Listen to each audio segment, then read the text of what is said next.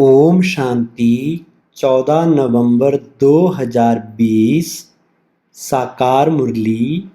आज की मुरली का सार है, प्यारे बाबा ने कहा, रूहानी बच्चों प्रति रूहानी बाप समझाते हैं कि अपने को आत्मा निश्चय करो। पहले आत्मा है, पीछे शरीर है।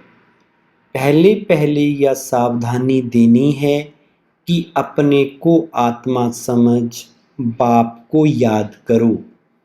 बाप समझाते हैं, दीपमाला भी आर्टिफिशियल मनाते हैं। ज्ञान का तीसरा नेत्र खुलना चाहिए तो घर घर में सोजरा हो। अभी तो घर घर में अंधियारा ही है। यह सब बाहर का प्रकाश है। तुम अपनी ज्योति जगाने बिल्कुल शांत में बैठते हो। तुम जानते हो, आधा कल्प है ज्ञान, आधा कल्प है भक्ति, फिर होता है वैराग्य।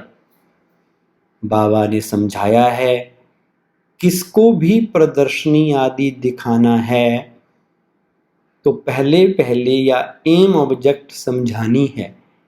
तुम सीढ़ी पर बहुत अच्छी रीति समझा सकते हो।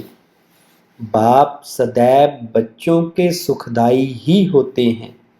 बाप कभी बच्चों को दुख थोड़े ही देंगे। सुख देने वाला एक ही बाप है।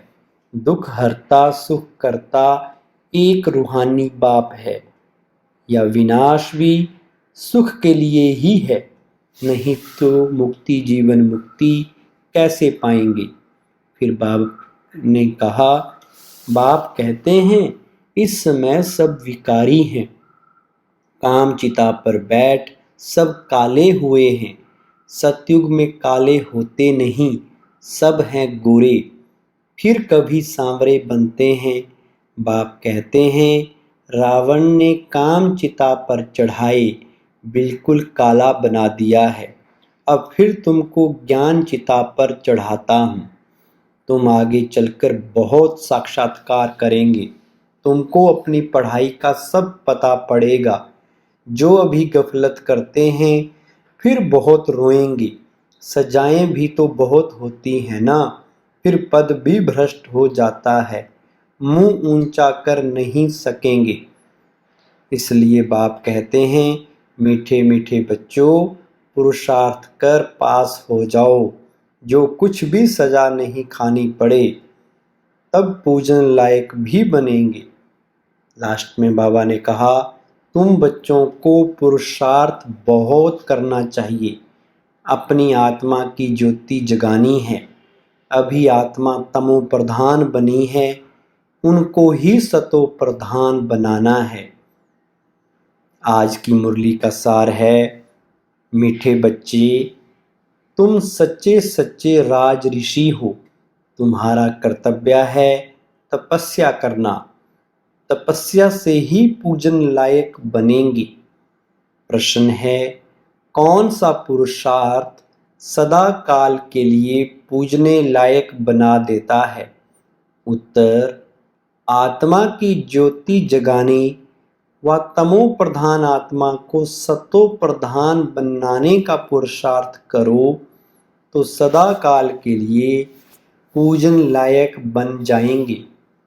जो अभी गफलत करते हैं वह बहुत रोते हैं। अगर पुरुषार्थ करके पास नहीं हुए, धर्मराज की सजाएं खाई तो सजा खाने वाले पूजे नहीं जाएंगे। सजा खाने वाले का मुंह ऊंचा नहीं हो सकता।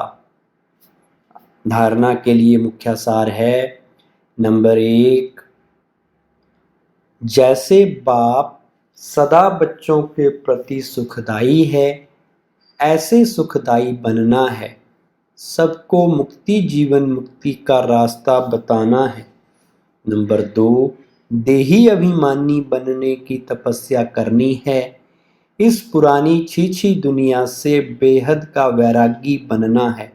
वरदान, दिव्य गुणों के आह्वान द्वारा सर्व अवगुणों की आहुति देने वाले संतुष्ट आत्मा भव।